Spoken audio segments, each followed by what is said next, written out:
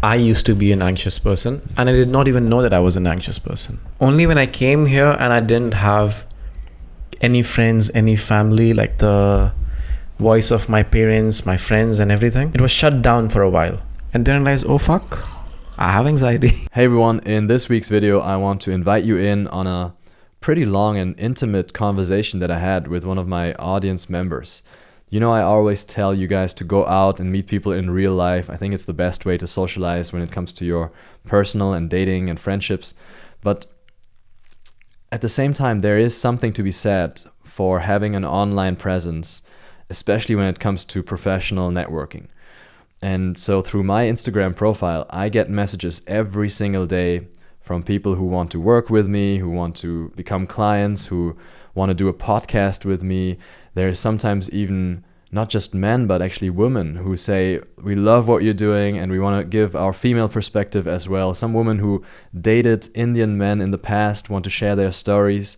I get messages from people who want to coach for me. They want to coach my clients for free because they're still younger, aspiring coaches in the same area.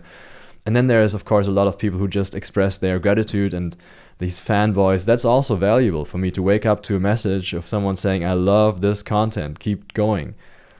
But then there's also, of course, the critics, the people who say this is rubbish. You're misrepresenting the reality here. And that's also valuable for me. That's also adding perspectives for me. And when it's a good argument, I read that and I get inspired by that. And sometimes I invite the other person to go on a podcast with me and debate it out. And so that's kind of what happened in this case where Shubham is a man who is from the Indian background. He's also living in Berlin. He saw my content and he said, yeah, I agree, but somehow there's something to be added. I don't fully agree with your perspective. So we said, let's sit down and just talk about it. And so that's what we did. I kind of was hesitant in the beginning to just have this like completely unfiltered conversation. That's something a bit scary for me because I still worry about saying something wrong. You know, there's lots of sensitivities, and when you say something stupid and it's a flowing conversation, it's going to be a lot of work to edit it out. But we said, no, let's just not worry about that. Let's not hold ourselves to an inhumane standard. Just because we're publishing this conversation online doesn't mean it has to be perfect, doesn't mean that we can't have mistakes or things that we would have said a bit differently looking back. And so we had this really long conversation, and with that spaciousness, with that comfort, we could actually dive much deeper into topics that are hard to represent with an Instagram reel. It's impossible to give a full picture of reality in 30 seconds. And we cover a lot of ground. We talk about finding your path as an Indian man in the West. We talk about early stage entrepreneurship, and we talk about arranged marriage and relationships, of course. So hope you enjoy that conversation. And if you want to learn how to express yourself better online or offline and align the person you really are with the person that you are in those tricky social situations, like on camera, in a conversation, in front of an attractive person that you want to maybe date, then there is a link in the description where you can find out more about my training program and how I help Indian men living abroad master communication skills in those tricky social contexts. For now, enjoy the conversation. Samgat Chadvam, Namaskar. Mainly thinking, to be honest. Mainly I think. I just think about one specific problem in the world and I try to find the best solution. And I've niched it down very narrowly. I think about how to make people more socially confident. How to make people grow their social fearlessness. And one way to think about it is to just ask myself what worked for me and what works for me. What works for me to make me more confident? I ask myself this every day. What do I do to be able to go on a podcast like this? Or to meet you and feel like, yeah, it's fun to meet new people. And to be less scared, even though I'm still scared every time I meet a new person. Even though I'm still scared every time I make a video like this. It definitely decreases. So I mean, to be honest, it does not seem like that you're scared. You come across as this, as this guy who just flows. Were you always like this, or how was your childhood? I was gonna ask you the same question. I had the same line for you. No, man, by nature definitely a bit more anxious. I'm definitely very anxious. Inside, I can still feel it now. I know it. Okay. Yeah. My body still reacts. And there are certain situations that are still way too hard for me to handle that other people find very natural. So it's been an ongoing struggle in my life. Ever since I was around 22, I realized that this was an issue for me. Before that, I didn't even know that I was socially anxious because it didn't really matter much. It was just that I had to perform at school, and I did well in school because social anxiety kind of helps you focus on studies. That's so true. Yeah, you don't want to face any other human being, just your books. That's great. It was a good deal for me. So I got good at studying. But then around 22 was when I felt like something is definitely missing.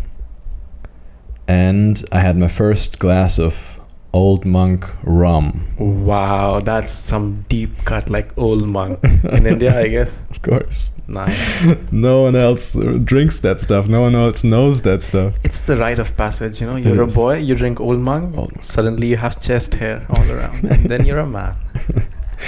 I had one glass. There was a guy. He was very charming, and he convinced me to have another glass. And until that point, I had never had more than 2 glasses of alcohol. I just always shunned it. I knew that I wasn't supposed to do it. My parents had taught me not to drink at all. But that guy was so funny, and he was so charming. Sales guy, you know. And he got me to drink 3 glasses. That's a lot of Old Monk. Old Monk mixed with Coke. After the 3rd glass, I realized that this was going to be a life-changing moment. For the first time, I actually felt the vibe of a party. For the first time, I was able to have fun socializing. Wait, for the first time in your 22 years of existence? Until then, parties were a horrible experience for me. They were work. They were always tense. I didn't know what I was even doing there. I left usually at 11 p.m. latest. I didn't know what that was all about. And I couldn't obviously benefit from the social function of parties, just to get people together, to get people to connect and form friendships and romantic relationships. Didn't get that until then. At 22, I went to the roof party in Delhi after those 3 glasses. With all the expat crowds, you know, I was in this kind of research, economics, public policy circles, and I could talk to anyone. I could even dance. I could even flirt. For the first time in my life, I was a flirt. Uh-huh. And how did that feel in that moment? Did you realize that, oh fuck, I'm doing something way different that's not really my pattern of behaviors? 100%. It was like a breakthrough. But at the same time, it felt like that was inside of me all the time, and I was carrying that around but not allowing it out. And inside, I had these thoughts of connecting. I had thought about this topic for a long time of how do I get to connect with others? How do people connect in general? I was just not able to do it. And then magically, it just naturally flowed. And I remember how I started talking to groups of women sometimes, talking in different languages as well, because I had learned a bit of Spanish. I never had the courage to really show my Spanish, but in that moment, of course, all the fears are gone, so you just flow and you speak fluent Spanish. I was dancing, man. For the first time, I understood why people dance, why people even move to music. I never understood that. I mean, maybe I'd done it with my legs like this, but never in a social setting. So I was dancing, and then I got these love cramps because I also felt smarter when I was drunk. For the first time, I felt way smarter. I felt like my mind is actually working faster. I can understand jokes now. I can even make jokes. So I got myself to laugh to the point where I couldn't stop. And I remember at some point my friends dragged me out of this party, and we took this auto rickshaw, and 5 people were in it. I, of course, sat in the front with the driver, right? Hugging, literally hugging him like this and laughing my ass off. Like for the whole 20-30 minutes ride, I'm just laughing, making jokes with him. Yeah, I was out of control. And next morning I called my mom. I said I've discovered something. Seriously. Yeah. I felt the urge to tell her immediately. I was still, maybe am still, much of a mama's boy. And I wanted to be honest with her. I said, what you've told me about alcohol, I'm not sure. I'm not sure. I might have to give this a try, you know. So I told her that. She couldn't really believe it. She didn't accept that. She didn't want it to be true. Then the next 2 or 3 years, I did that just like normal people. Every weekend, I would get drunk. Okay. And then you became an alcoholic. Kind of, right? In the sense that most people out there are alcoholics. Yeah. They need alcohol to let loose and to be themselves.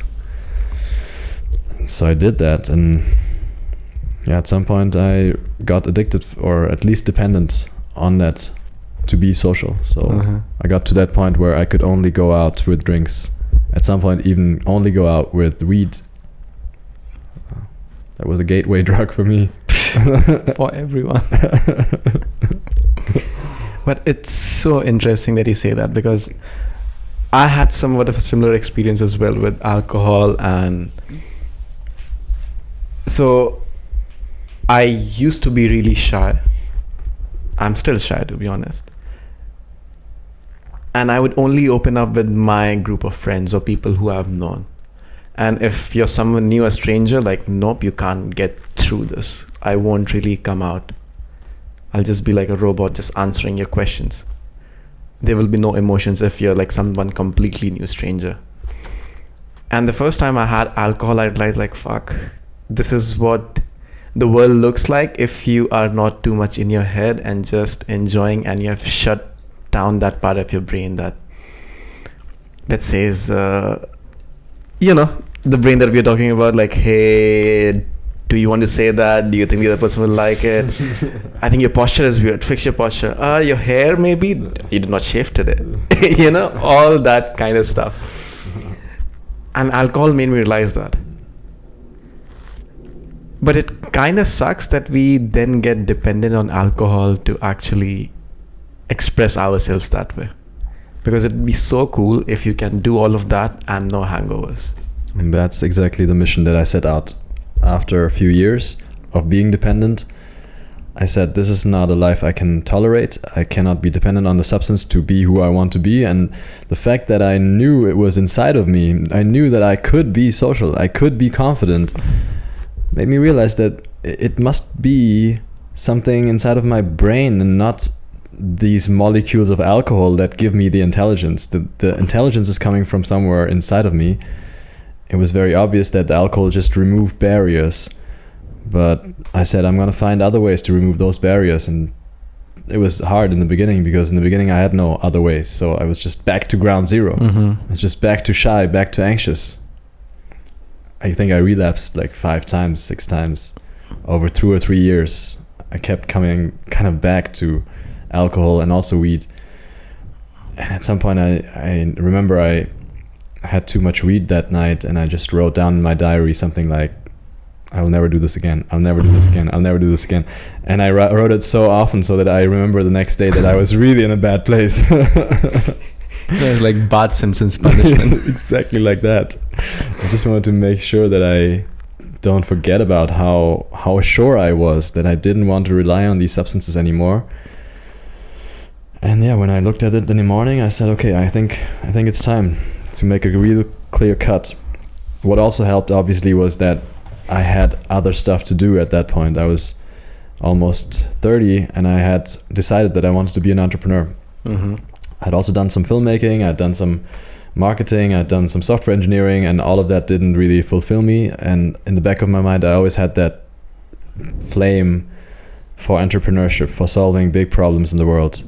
And at that point I said, I guess it's got to be this. It's got to be entrepreneurship, because everything else didn't really work out for me. I didn't want to go for entrepreneurship first because I knew it was one of the most challenging thing that I had on my bucket list of things to do that I could potentially do. So I tried everything else first, gave it a proper shot. I spent 3 or 4 years in grad school. I did this marketing career. I made a lot of documentary films, became a software engineer. And after that I said, okay, the only thing left on my list is entrepreneurship. And when I started that, it was fulfilling. It was highly fulfilling. It was highly difficult. It was challenging. It was not good for my health, but it took up all my energy. It challenged me to the point where I said, now I really don't have time to get drunk. Mm-hmm. That was when I stopped. I said, I'll stop and I'll not begin until, probably never, but at least until I have my business working really well. And until I have my dream fulfilled, I will not waste a single minute. And I knew that alcohol wasn't like the best way to relax for me. It was a cheat code, but it got me to the hangover. It got me to socialize with the wrong people as well. We've all been there. We have all been there. Right. So it was like, okay, it's a waste of time. I can't afford it right now. I just can't afford it. And to be honest, at this point, I don't have respect for people who say they have a big dream and then they go out every weekend and get drunk. Unless they've already achieved that vision and that dream. If they haven't achieved it and they go out every weekend to get drunk, I say you're not really serious. This is one thing you can easily sacrifice, and maybe that's the little bit of energy that's missing for you to get to your dream.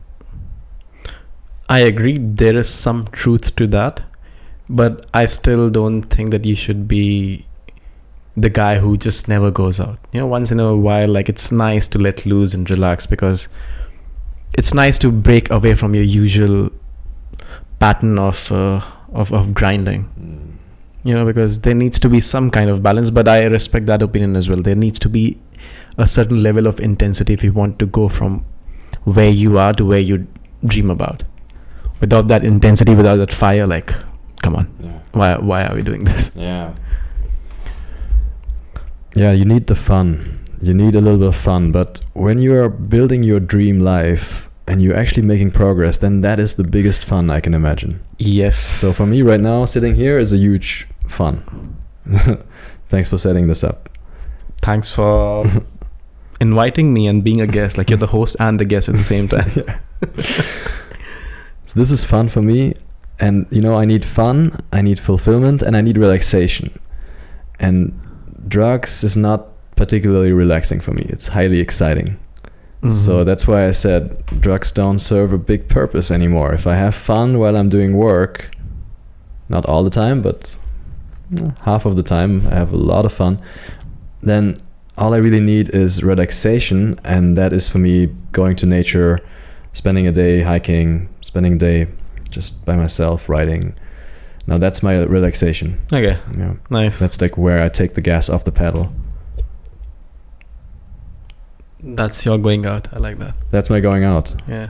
I guess my career also is going out a lot, because I have to help people get better at going out, and sometimes I still go out with them, even though most of my business is happening online. I still think about it a lot, going out. I think about socializing basically all the time. And so the act of socializing for me, myself, is not highly attractive anymore. It's an oversaturated topic in my life. But how do you inspire people to go out if you don't go out yourself? It's a very good question. So I do go out, but not the way that most people go out. I don't go to clubs, for example. At this point in my life, I don't go to clubs unless I really want to help one client and I say, okay, let's go to the club together, and then I will still enjoy it. But for me, going out is an act of just switching out the lenses in a way. Right now, we were having a lunch, and that for me is already going out when I go in with the mindset of going out. Because when I go in with the mindset of going out, then I actually open my eyes and look around and see what's going on, and I actually find opportunities to interact with people there. And so we were sitting next to a group of people. They were all looking like they were working in tech, and if I'm going out, then that means I go to lunch like this and I actually talk to that table next to me. I see someone pass by, looks like maybe he could be an interesting client for me. I just go up to him and pitch him my services, right? And when I was single, it meant when I saw a pretty woman that I felt like some compatibility with from the outset, I would just go in and introduce myself. So going out for me It's just socializing with the social environment that you find in your everyday life. And that I still find very enriching and rewarding. At the same time, I don't do it that much anymore, obviously, now that I'm focused on my business and I'm focused on online client acquisition. So in the beginning of my business, that's actually how I got clients. Like in the beginning, I literally talked to 300 people in 2 months on the street. Wow. I just went up to people that fit my like customer avatar when I saw them in the train and started the conversation, took their number and pitched them. And that's how I got a few clients when I started off. I also had a meetup group. It was all real world connections, because there you can certainly break through the noise much more easily than online. Then once online started working and I got clients from Instagram, I stopped doing that because it was very energy intensive, and you cannot switch off. If you're like done with work and you go home after a long day, you want to kind of chill a little bit. But that time I was just constantly hunting for new clients, so I would always look out. Even now, man, I was on a date the other day with my girlfriend and I saw a group of dudes that I thought could use my service, so I just told my girlfriend, sorry, I need to talk to these guys for a moment. She was very annoyed. Fine, you're paying for the date, so yeah, go ahead. Exactly. And why did you decide that you want to do it? Like, why do you want to help others? Like, what's the motivation behind that? Okay, one way to tackle that question is, kind of historically, I had a long list of things that I thought I might be able to do in this life. Mm-hmm. And one of them was building a tech product, software, right? One of them was becoming a marketing strategist. For a while I was working in a marketing company, building strategies for brands. The big one was also becoming an economist. But then fourth or fifth position was entrepreneur. And mixed in was also filmmaker and furniture designer. I want to know about the furniture designer again. Also architect. That was like number 7 or so. In my next life, if I have the luck to be a human again, endowed with a brain, I'd probably become an architect. So you've always been that creative person. Kind of, right? That was also a reaction to my upbringing, which was more streamlined. And when I had these breakthrough moments and I saw the world with my own eyes for the first time in my 20s, I said, wow, I am a creative person. I have a lot that's going on in my mind. And it kind of exploded on me because it was so suppressed for most of my youth that it came at a like a splurge. And then I said, okay, I have to express this. And then I started making films. Started making documentary films about the topics that I was just confused about or interested in or struggling with. I actually made a documentary about homeless people in Germany. Oh, did you? You told me that you wanted to make a film like that as well. I made a film, that was one of my first film, about a homeless man in Germany, in Berlin. And he was smart, like many of the homeless people that you see around. He was eloquent as well. Nice. And he was giving the speech in the train, selling his Mott's newspaper, but like a professional salesman.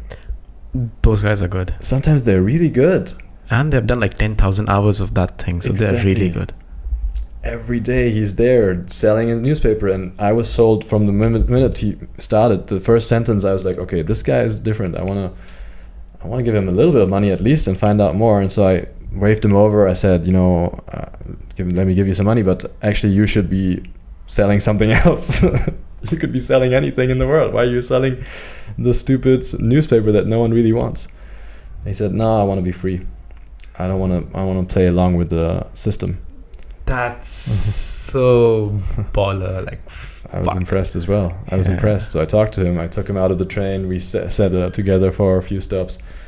And then it turned out he had some kind of ideological system. I mean, if he's smart and he's eloquent, but he's homeless, there is something. Yeah, he had a philosophy, right? Yeah. So I said, I want to find out what is driving this man? What is his philosophy? So I made this film discovering that, trying to tease that out from him. In the end, it turned out that he was actually also addicted to heroin. So his whole philosophy kind of collapsed on that when he didn't show up to our appointments because he said he couldn't get the last shot and he has to find a needle now. And then basically the film abruptly turns into this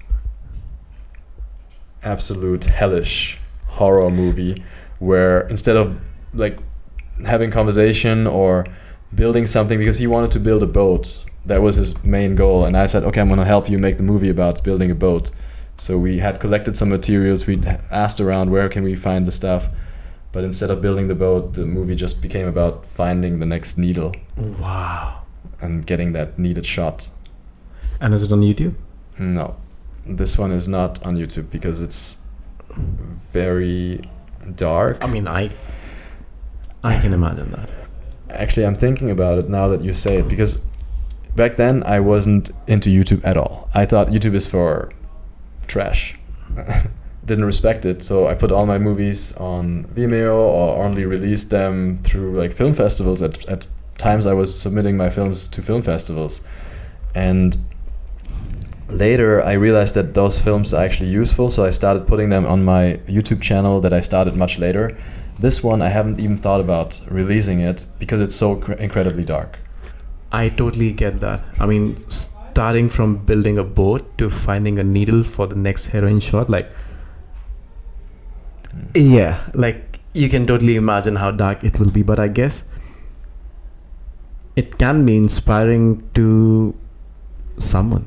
Definitely, for you for sure. For me, yes, because for me, I really love these intense stories. Like, what exactly is driving cause for these kind of things?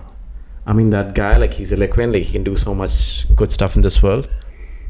But what actually got hooked him to drugs, to heroin? I mean, to be honest, like, I'm at a loss of words right now because I'm still thinking too much about that man. Like, this, I guess he's like this bright-eyed guy, like, yes, I want to build a boat. And then next day you see him like, oh, fuck, I need my heroin shot right now, or else. Gives me goosebumps right now to think about it. And the other day I saw him 5-6 years later. Wow. I just saw him, but he was half the size and half the mass from last time. He was a skeleton. These guys, I mean, in the winters they're just sometimes outside. I don't even understand how they can survive sleeping in the winters outside in the rain and in the snow.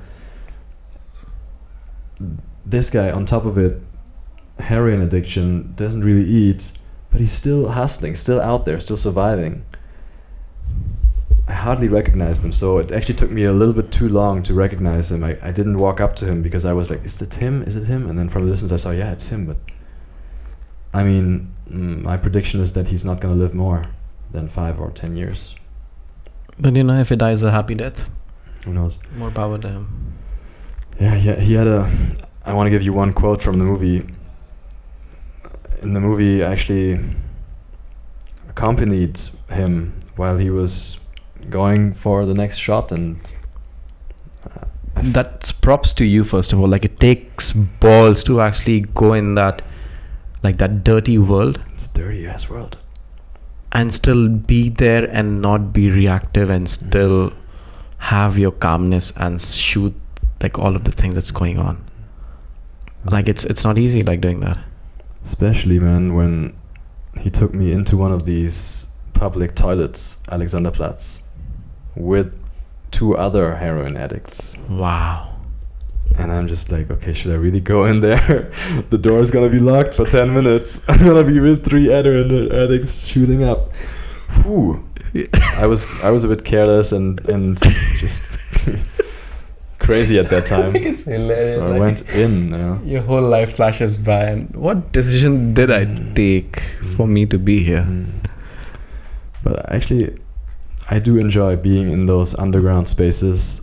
And just the other day, I was in another public toilet in a small ass town, Wolfenbüttel, in the middle of Germany, and I looked at the stuff that people wrote there, and it was very fascinating, inspiring. It's it's a form of poetry, right? The things that people write in those titles. 110%. I love reading all of that, and as you said, like there is still some charm, some attractive energy about these really dark places.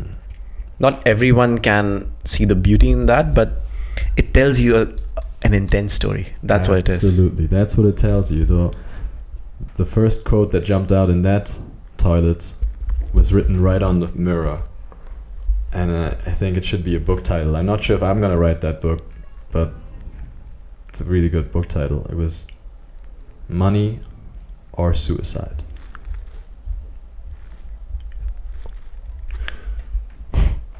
I was like, that's Wow. a pretty poetic summary of Wow.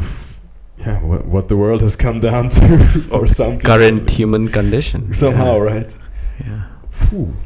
That hit me, man. And I mean, that is also a testament to my own dark side, that I resonate with stuff like that. And so when I wrote it down in my diary, I was a bit ashamed of resonating with that, but it does resonate. Money or Suicide. I think it's not going to be my biography, my autobiography title, but maybe another book that I'll write someday. I mean, yeah, like what happened in that person's life for, I assume, guy, because you were in a men's toilet, for him to come to that Quintessence. Damn. But yeah, like that's what happens if you go into and like explore your creative paths. That's right. And you get inspiration from all of that. Yeah. I take inspiration from all of this stuff that I'm seeing everywhere. And I think it's important to have a system to digest it and to note this stuff down, because right now I don't know what to do with this title, right? I have no idea, but I have it written down, so I know one day there will be an idea for a novel, or someone will come to me and say, hey, I have a novel that I want to write. I'm looking for the right title. And then I'll be like, I got it. I'll look it up. Like this, every day I write like 10 or 15 notes. 10 or 15 notes with just snippets of thoughts that pop up, and I know someday they're going to be relevant. That's also how I create content, by the way. You see me on Instagram posting all these videos. Those thoughts, they just came to me on a toilet in Wolfenbüttel at some point. And then I write them down because I can't film myself in that toilet. And then I wait for the next opportunity to elaborate on that thought, write a little bit more about it. And at some point I'll feel ready to put it into words and go online. You know what I feel about all of this? So I was reading something and listening to this guy, and he's all about creativity and this creative force. So I guess you're familiar with the Hindu mythology and the characters and the energies, right? So there is Shiva, the brain, and then there's Shakti. The body, the energy, the permeation of all your creative forces that can be. Anything that's just to do with the flow of your thing, like however things may arise, however things may, like it does not make any sense, and it should not make sense. It's just this abstract energy like going all the way all around the world. And sometimes I feel we get too much in our head, we get too much logical, that we start suppressing these things really deep down. And that's really true specifically in my part of the world. I guess your part of the world as well, like the Indian subcontinent. There are people, like even those who are creative, they are somehow like they have this need to suppress it down because they want to be more engineers and more doctors and be more fulfilled in their careers, which has its own advantage, but not at the cost of like just putting this big plunger on top of all your creativity. And I never realized that I was doing it to myself. Like when I was a kid, I used to paint a lot. Like I won some competitions in painting and sketching, and I used to write a lot. I used to just write these short stories and then give it to my mom and make these little drawings and designs and like these creative games. But while growing up, I lost touch with all of that, like everything. I used to click a lot of photos. I just lost touch with all of that because I got too much in my ambitious mode. Like, okay, I want to achieve this in my life, and these things are not really helping me with the money part. Money or suicide. And once I started making money, I realized, okay, there's something missing. I don't know what it is, but I don't feel fulfilled. I thought that if my bank balance keeps on increasing, I will get more fulfillment, but no, that's not the case. And then I went to this meditation school, and I was silent for like 10 days, meditating for like 10-11 hours a day.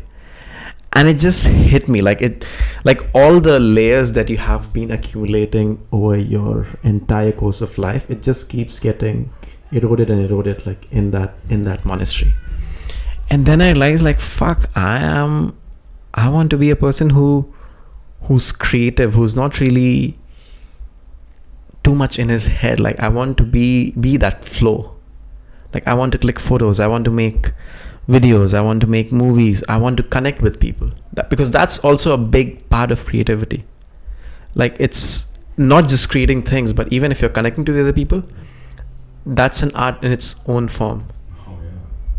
Kind of what we're doing here right now. Yeah. So you found a good outlet, I guess. I agree. Like, and I was sitting and I was thinking, like, okay, I think I want. So the thing, what I love talking to people. I love talking to people. I love knowing about their stories, because everyone. So if you look at humanity as a whole, we are the same. But if you like just keep drilling down and go at an individual level, we realize, okay, everyone is fucking different and beautiful, and everyone has their own stories, and that's what's really inspiring. Hugely. And you'll find people that have stories that mirror the stories that are going on in your life. Almost everyone you talk to, if you talk to them for a long time, you'll find stories in their lives that are very enlightening, because you're like, something similar happened or is about to happen in my life. Yeah. I can learn from this person. Yeah. So for sure. A big topic for me was this drugs thing. I already talked about it, right? So that's why I kind of was drawn to this heroin addict as well. But another big topic in my life was certainly the topic of love, romantic and relationship love. And as I told you earlier, I was just a bit of a shy kid, so I didn't interact much with the other gender as well, and I didn't date until I was around that 22, 23. Wow. And then it became quite an immediate concern for me to find a real partner, right? Not just a relationship, but actually someone I could imagine building a family with. Also because of my Indian background, that was kind of expected from me that until I was 30 I should have a family, or at least have someone. And so then I started getting more interested in that, and I found people again who had these problems, and I made films about that. And so there was this one person in India, again a homeless person, so that's the transition. Like every film kind of had a transition to the next one. It was a homeless person, but this time he was not addicted, but he was about to get married. A homeless guy. A homeless guy. And I never really think about that. Homeless people also get married. Yes, that's true. They want to get married. At least this guy wanted to get married as much or much more than any other Indian dude. So he was like, I really want to get married. And I mean, I want to get married fast. I said, well, yeah, kind of similar situation for me. You know, how are you going to do it? Such different worlds. But turned out he had a much more, at least fast solution. He was like, well, there's this girl in my homeless shelter, and yeah, I proposed and she's okay with it, so we're gonna do it like next week. I was like, what, next week? He said, yeah, maybe Monday, maybe Tuesday, not sure. I'll have to check my calendar, see what my schedule is. Yes. Yeah. So then I said, okay, I'm gonna make a film where I follow you through this process of getting a marriage done in 4 days. That's fucking cool. Just the whole idea of it, like you met this guy and I'm about to get married, like, okay, I'll make a movie about it. Let's do it. Shit. That one is on YouTube. It's called 50 Rupees. Oh, nice. I recommend you watch that. Why 50 rupees? The 50 rupees came up a few times in this movie. The one time I really remember right now is that 50 rupees is the price of one hit of smack, which is again heroin. Because even in India, homeless people generally, especially the very rough cases, are addicted to heroin. And that's like 45 cents. And wow.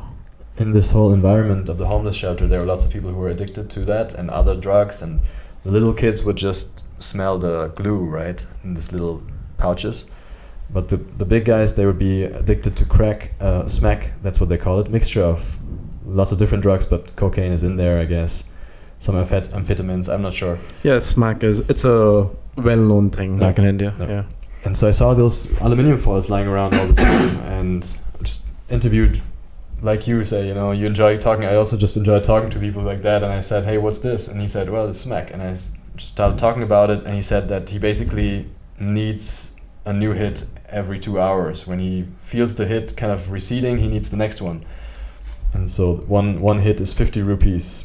And then later on, I also talked to one of the kind of caretakers and one of the people in the environment of this shelter. And he said, people don't like to live in that shelter. No shit. Because there's this homeless shelter in the middle of Delhi. I was wondering, that's kind of the big question in the movie that goes through, why do people not live in that shelter instead of living out on the open streets? You could just live in that shelter, have a little bit of a roof at least. You're still homeless, but at least you get a little bit of protection. That turns out that people are scared of that shelter because the shelter is kind of run by goons. And like in these circles, there's lots of power struggles, and if you go to that shelter, you have to submit and you have to play by their rules, and maybe you have to pay them, and it's all kinds of intransparent stuff going on. But one thing is also that you can easily get murdered inside of those shelters. Wow. Apparently. That's what the other people told me. And they said in those shelters, someone could murder you for 50 rupees. Damn, that's fucking intense. The value of your life in that shelter is 50 rupees. Someone needs 50 rupees for that next hit, they might just kill. Wow. In that setting, there's this wedding going on.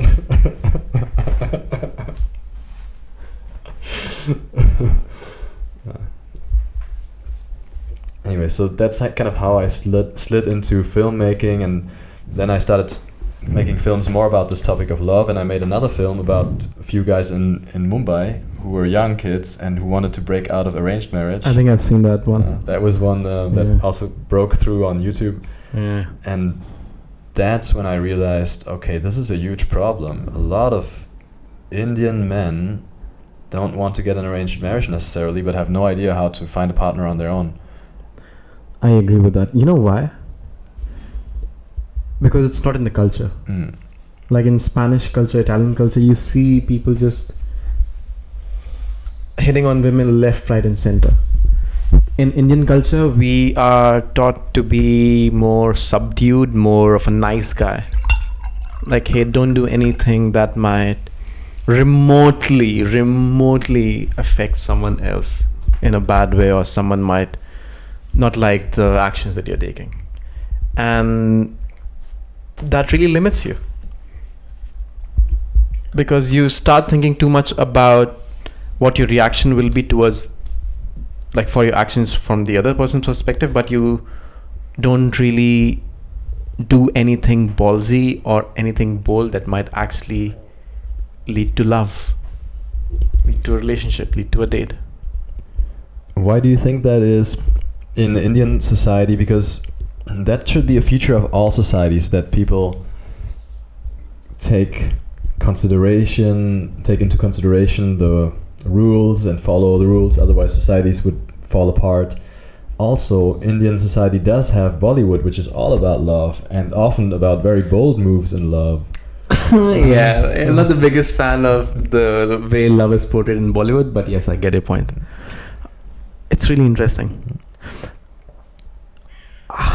I don't know, to be honest. It's really interesting. Like, why is it?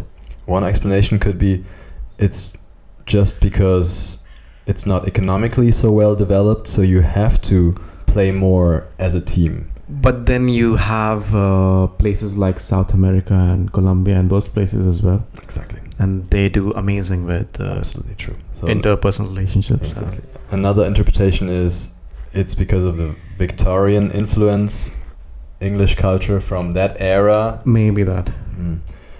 Plus the whole idea of being colonized and being run by different overlords. I think I know what it is. I think it's because you want to, like, your life is too much ruled by your parents' perspective and shit like that. They are really controlling, and they want to control each and every little aspect of your life, right from where you go to school, the friends, what clothes you wear, what food you eat, what words you speak, everything. Even sometimes what jobs you do and where do you stay. And that mindset just creeps into the relationship part as well, the marriage part as well. Because I remember, like, back in India when I had a girlfriend, like, she did not want her parents to know that she had a boyfriend, because she was just too, like, there's no concept of dating, right? And the sad thing is, there's no concept of dating, but you're supposed to get married and spend your life with a woman or with a man for the rest of your life, and you don't really know how to be with a man or a woman. That said, this was the standard solution almost throughout history, even in Europe, until around 200, 300, maybe 600-700 years ago. Arranged marriage, kinship relations, tribes kind of arranging the marriages for political reasons. The whole idea that you have to love the partner that you found a family with is pretty modern. And it turns out it was introduced by some knights in France. I heard the story. It's a crazy story, but before we get into that, arranged marriage makes a lot of sense in many ways, I feel. And the parents intervening and doing all this stuff for their kids is usually coming from that place where they really want to help and protect the children from all the damage and all the risks. 100%, right? Yes. And sometimes they overdo it. But in many ways they also have wisdom that young kids in their 20s just don't have. Fair enough. So I think culturally this institution has survived because in many ways it makes sense. It works, yeah. And it leads to people forming families earlier and having children earlier and thereby having more children. So evolutionarily it might be the superior strategy. I mean, arranged marriage, no. It's just that, like, I have like I don't really prefer arranged marriages. Like, you know, I would like for a man and women to, like, live together, know each other, travel together, and see if they like it or not. But I do agree, in India, marriages is not just between a man and a woman, it's between families. So that is a superior strategy, of course, I believe, because then the whole family comes together and what's mine is yours in, like, a really respectful way. So there's, like, multiplication of those values, those powers, those ambitions, and they have, like, a positive effect on the next generation. But what do you say about this argument that when you let people decide on their own and live with each other and date and get to know, they basically end up not marrying for most of their 20s, and then they marry when they're just about to, like, and exit the fertile window for women oftentimes, and don't have enough children in the sense that the population doesn't sustain itself. I agree. I mean, yeah, like, it comes with its own problem. Like, there's no silver bullet. But I guess, you know, you live long. You live for like 100 years now, I guess, not 60 as it used to be. So the time that you spend with the person will also increase a lot. And it doesn't matter that you have to spend the rest of your life with a single person. Like, you change, the person changes, and it's only the few lucky ones who both change in the same ways. Like, we're all evolving. Like, 10 years down the line, I might hate this version of myself. It doesn't matter. Like, just learn to accept, like, you are going through changes, you will change, and it's totally fine, and just learn to let go. It's really tough for me personally to bring that mindset to relationships, because I'm deeply programmed with this belief that a relationship, the family relationship, should be lifelong. Yes, I agree. Okay, if you have kids, be careful with whom you're having kids, because then you have kids in picture, and then that's the true test of marriage. Like if you're getting married and you've signed some papers, put on rings on each other, and you're living with each other, it's like, yeah, who cares? But once you have another kid in your life, a new soul in your life, then it's like, okay, that's right. This shit is serious now. And then it's gonna be like a 20-year project. You better stick it through. In my eyes, there's no tolerance for like saying, oh, I changed during those 20 years. I agree. I agree with that. I'm gonna make it work. And then the cool thing is kind of that after 20 years, and if you have multiple kids, maybe 30 years, you can kind of lean back and say, okay, now I can change a little here and there, but I don't really need a new partner now. Yeah. Right? Biologically, there will not be that much of a drive, I hope, to kind of spread my genes even further. Yeah, at that point, you're more at peace with yourself. Yeah. That's my plan. But you have a point that people get much older. So even after having children now, you can actually be a very active, healthy, outgoing man and feel like, damn, I still want more in life. I mean, there's so many temptations out there. And there's so many temptations. That's the reason that I want to move away from the city rather soon. No, but here's the thing. You can say that. You can do that because you have gone through the cycle. And you're at the end of the tunnel. You're coming out from the other end. But then there are some people who don't really explore their temptations and they just like bury it down. And that's not healthy. I was going to say that's a huge advantage because they might get an arranged marriage and then 20 years, 30 years down the line, they don't really have a choice. They don't have any swag. They can't really meet new people. Yeah. So they're going to be like, okay, I might as well devote my life to spiritual pursuits. Maybe that's how it's supposed to be. No, but somehow like you're being forced to go into spiritual pursuit. You're not going it because you want to do it. You're going it because I don't have any other options. Yeah. Might as well do it. I'm glad that I went the path that I went. But I also sometimes envy people who have the life path a little bit more narrowly constrained. Okay. Do you feel that you're burdened with choice? Like whenever you have to choose something, it's like you're not free, but you're more constrained because you have to choose something. It's like a weird paradox. Yeah, I don't know. Yeah, maybe bringing it back to this whole career choice thing. Like I decided that I want to choose freely what I want to do in life. And first of all, I disregarded all the stuff that was pushed onto me. I said, no, I'm going to do something different. And then there were all these options, 5-6 things. I tried them, and in the end, I was like, okay, entrepreneurship is the only thing that I can really imagine doing. And taking responsibility for that choice is definitely not easy because, yeah, it turned out to be the most challenging thing on the list.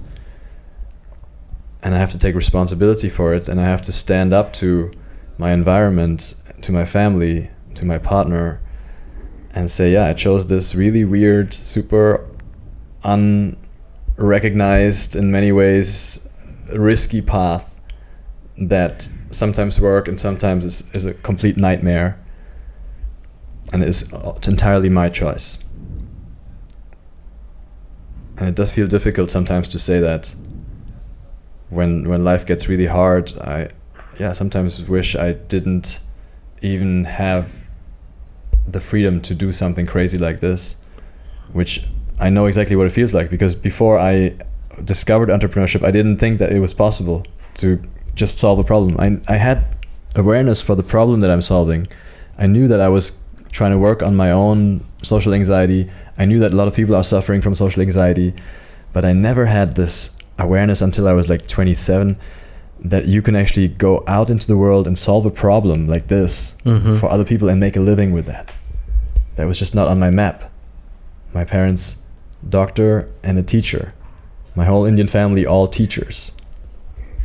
German family, some small scale entrepreneurs in there, but mainly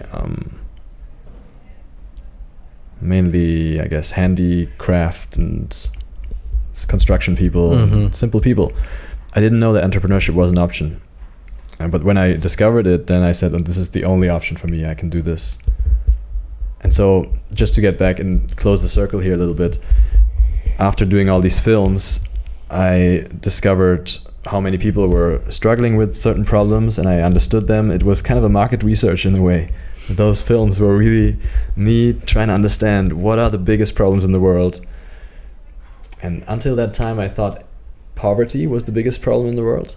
That's why I studied economics. That's why I thought I'm becoming an economist and maybe work in an international aid organization. But when I went out, I said, yeah, poverty is a pretty big problem, but it's not even necessarily the biggest problem. I now think that social anxiety is maybe a bigger problem. I agree. Even poor people have social anxiety. Exactly.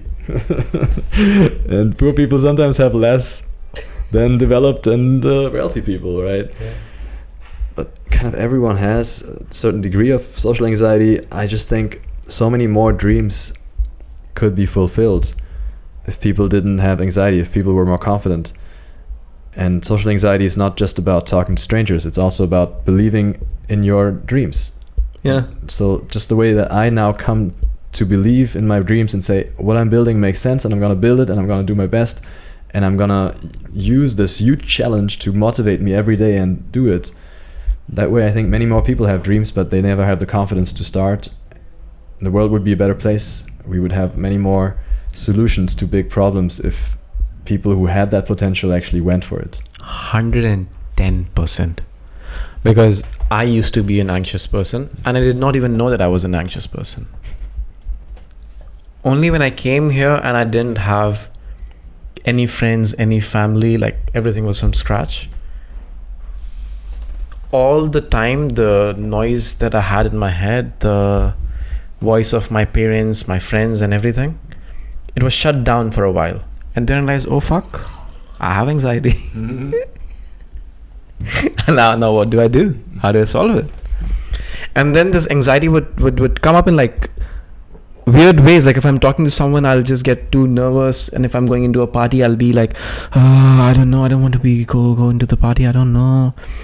Even when I'm like stepping out of my house, like, I don't know, like just like anxiety all over. And it's not a fun way to live. It's not a fun way to live because first of all, it's fucking tiring. Like it just tires you out. Like, why? Second of all, it limits your actions. Third of all, the most important thing, it limits your creativity. Like you can't express. Like what I feel that in ourselves, like there's this whole this body, like there is this core essence of you, and that's the core expressive part. And throughout your life, because of the conditioning from your parents, friends, families, the books you read, the movies you watch, the experiences you have, you keep on building these walls. And these walls, they hinder you in a way that you don't express what you feel. Like my mouth, what it's saying, because of all the anxiety I have, does not really connect with the core philosophy, the core ideas that I have. And once you like strip all those walls away, life is so fucking beautiful. Because first of all, you don't judge yourself. And when you don't judge yourself, you don't judge others. And when people see that, okay, you are this super cool, non-judgmental person, they open up to you. How did you manage to break those barriers? That's a good question. It's mostly been... So first of all, like I had to do a lot of work on myself. Like meditation being one of them, journaling being one of them, like being really honest with myself, like actually breaking down and figuring out, okay, like these are the problems I have, and being honest with the problems that I have. Because it's fine, these are problems, I can solve them, they will change. So that was the step one. And second step was, I would say women are the best teachers of your life. And when you look in a woman's eyes, you can see all your anxiety, all your just your limiting beliefs from that lens. It's like a mirror of your anxiety in that moment. Wow. And women are a mirror of anxiety. And the thing is, they're not even feeling that, or they're not even saying that. It's all in your head. Because that is this loving creature who just wants to like just what's up? Hey, they have this nurturing energy in them. And I would say dating women, putting myself out there in front of women, that was like a big cure for my anxiety. I mean, to be honest, I didn't really like put myself out there because I wanted to solve my anxiety. I did it because I wanted a girlfriend, I wanted to go on dates. I wanted to have sex. But then you get this side effect, which is like fucking magical. There's a biblical story where Adam and Eve live in the paradise, and the moment Eve is created, Adam becomes a bit more self-conscious and starts covering himself and shit. That's hilarious. So the biblical stories have kind of had the similar feeling that women make men self-conscious. Yeah. But maybe in general, another person makes a man self-conscious. The moment you're surrounded by some people who have some opinions about you, you start to feel a bit judged. Yeah. But I guess like going back to the biblical story, Eve making Adam conscious, it can also work in the favor of creation, the favor of existence. Now Adam will strive harder to be a better version of himself. Absolutely. To serve Eve. Absolutely. And so in that way, much of what men do is obviously motivated by the desire to be liked by women. Yeah. And much of what humans do in general is motivated by the desire to be liked by others. So I agree, the self-consciousness, and especially that which comes from the other gender, can be channelized into very productive energy. Mm-hmm. And for me, it was also a big trigger for my personal development, because I wanted the approval. So I said, what do I have to do to get that approval? And then when you start going down that rabbit hole, you'll notice pretty quickly that you can't run behind people's approval. To get people's approval, you basically have to become independent of people's approval. Yeah. And then you learn how to do that, and you start finding a lot of literature and a lot of wisdom and all these stories from the culture, and start implementing them in your life. Yeah, it's beautiful how modern society has managed to usually find a way to transmute this desire and the selfishness into pro-social behavior. When you want a lot for yourself in the free market economy, you will realize very quickly that to get what you want, you basically have to get other people what they want. And that's the way. That's the way to become a wealthy, influential, impactful man. And so as long as the rules are sound and there's a good legal structure, then basically people just start helping each other all the time. I think it's sometimes underestimated and underrated how permeant and how important that aspect is, that we're all constantly trying to help each other. Right? Me being on this chair is a form of me helping you, but also helping myself, and you helping me, and thereby you help yourself, and that's how the world works in a way. I mean, business in a way is social service. 100%. Like, except if you do really shady business, I feel like every business creates more value than it takes.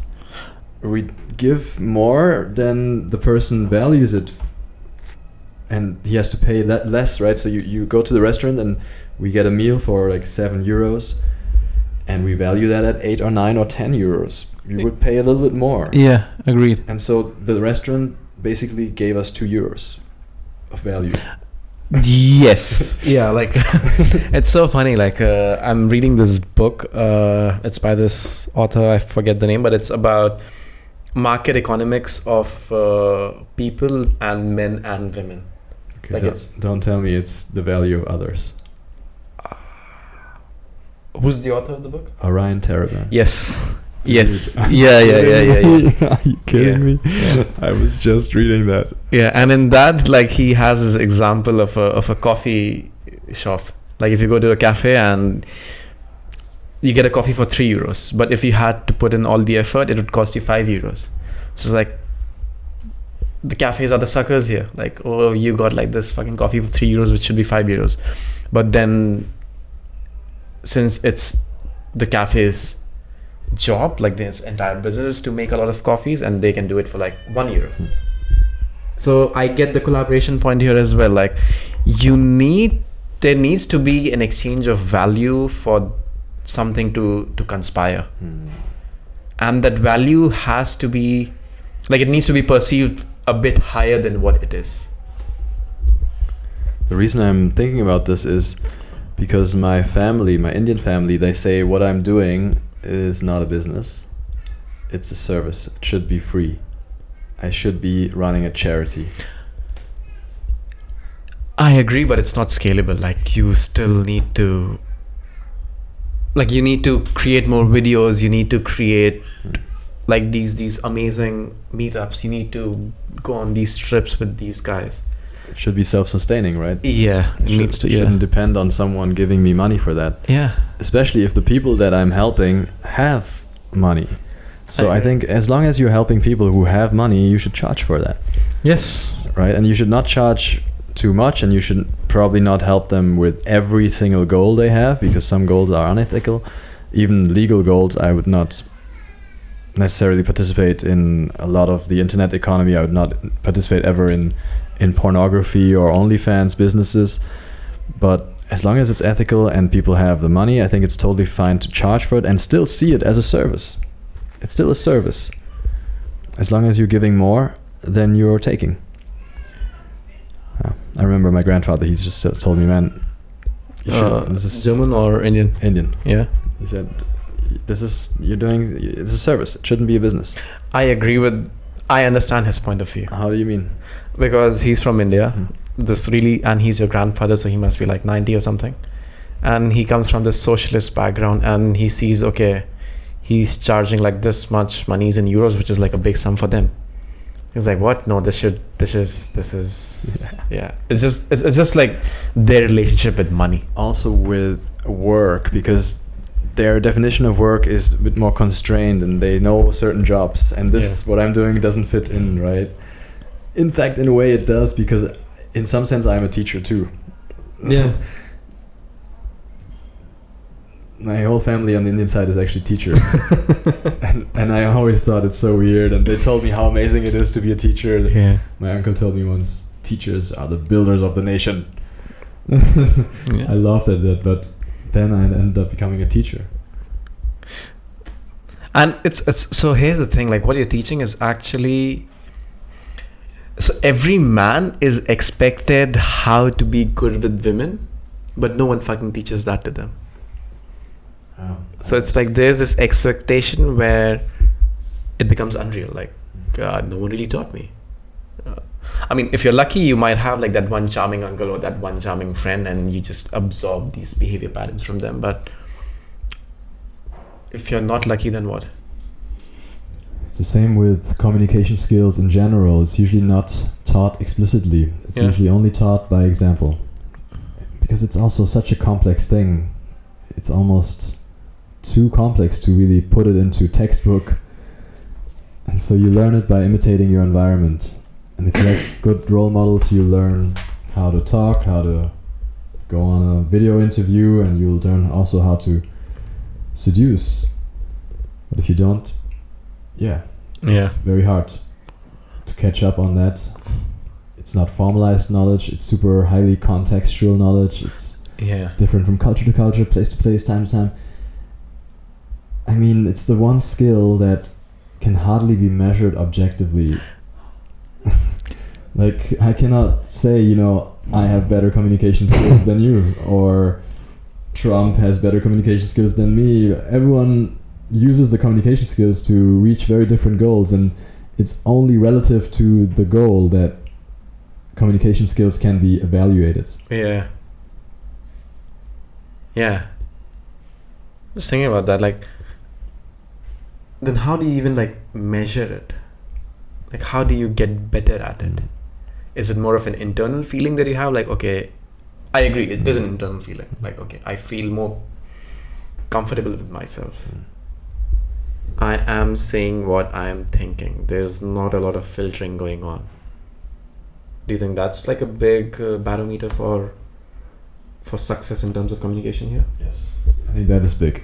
That is a bit hard to measure because you only know it inside. So once we have brain scan and all this neural link technology, we'll be able to measure that as well. How much are you filtering yourself? But one other way is to look at the results, because once you have a goal, you can evaluate whether your communication skills are getting you towards that goal. For example, let's say one of my clients wants to go on a date.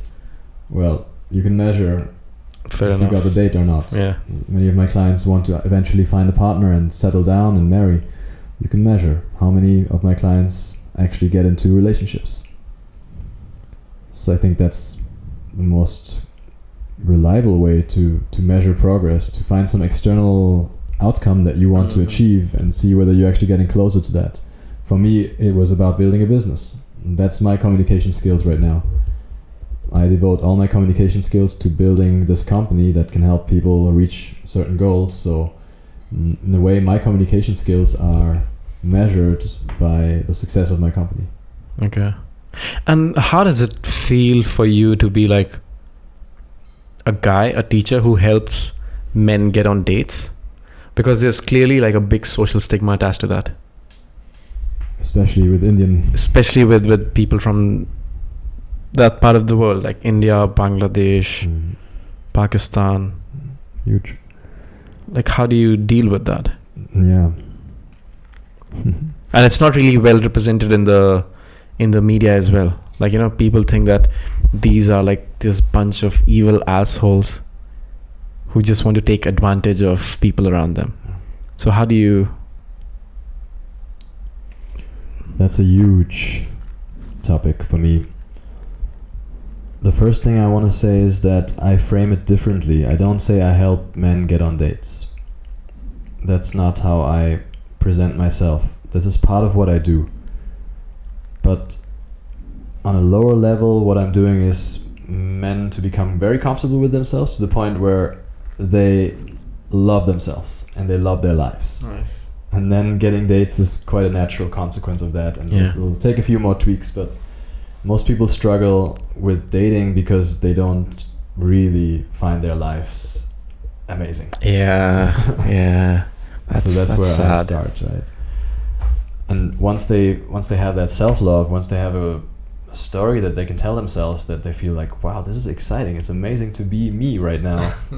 And then they can do all sorts of things with that. They can go on dates, they can really move their lives in general in that direction, build the business of their dreams, or start that YouTube channel, right? Start drawing again, start connecting more at work, going on higher responsibility levels. So that's one thing. The other thing is that it's very obvious to Indians especially that finding the right partner is a huge problem. This is even more clear to Indian people than to Europeans and Western people in general, because in the West that problem is kind of pushed a little bit to the side, and people are supposed to figure it out, and they usually naturally figure it out somehow, and when it doesn't work out, it's also not a big deal, you just marry again. In India there's a big awareness for this being a super important problem to solve in your youth. And so when I tell people that basically I solve this big problem that you all have, they're definitely at least curious. And then the next realization is that arranged marriages will probably not be the most popular way to solve that problem in the future, even in India. And everyone in India knows this too. Everyone knows that path of finding a partner is declining. Yeah. The more India modernizes and becomes rich in the sense that industrial nations have become rich, and also individualistic, of course. Exactly. Arranged marriage will go down, and then Indians will have to find a new solution for partner search, and they're kind of copying the Western solution right now in the big cities. And there I come in and I say, actually, I really don't necessarily like the dating culture of the West either.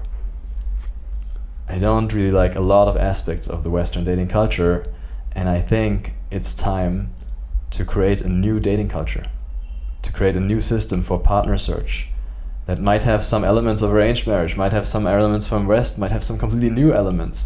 And that's really what I'm doing. I'm innovating a new method for partner search that ideally has the best of all worlds. And what are the aspects of the Western dating system that you dislike?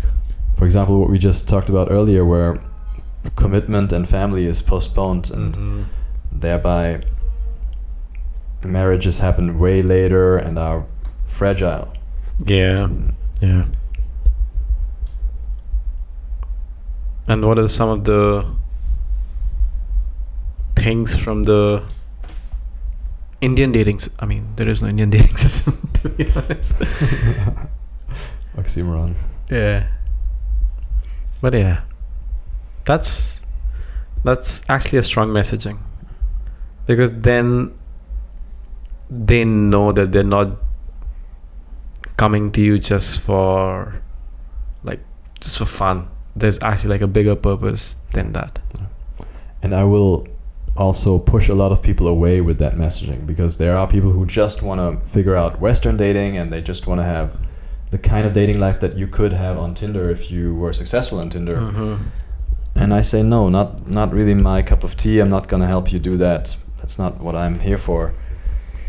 It's important to have experience. It's important to know what kind of people will really fit you, and you need to probably date a few people before you really know that.